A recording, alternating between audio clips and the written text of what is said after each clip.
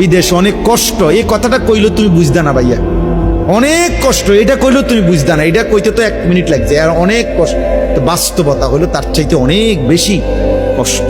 এই প্রখর রৌদ্রে, এই তীব্র রৌদ্রে, বিশেষ করে 12 ঘন্টা ডিউটি করে আসার পরে যখন একটা ছেলে বা একটা যুবক, তার একজন আপনজন কেউ নাই, আইসা নিজের 1 গ্লাস পানিটাও নিজে নিতে হয়, তো মনটারে হাহাকার লাগে যে আর কেউ তো নাই।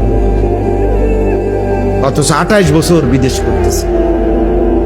এক ছেলে দেখা হইলো লাস্টের দিকে, ওই আমার দেখে জড়াই ধরে কাঁদতেছে। আমি বললাম, বাবা তুমি আজ কতদিন হয়েছে আইসো? কয় যে হুজুর 3 বছর। এই শেষ আমার যে ছেলেটা খেজুর আইনা দিছে মদিনায়, ও ছেলেটা আমি বলতেছে হুজুর আজ 3 বছর হয়েছে বাড়ির থেকে আসছি, একবারও যাই নাই। আমি যাইবা কখন? কয় হুজুর একটা আইডিয়া করছি যে যে ঋণগুলো করছি, আরো 3 বছর যদি বিদেশ করি তাহলে ঋণগুলো শেষ হইব, তো আশা আছে হুজুর এরপরে যাবো।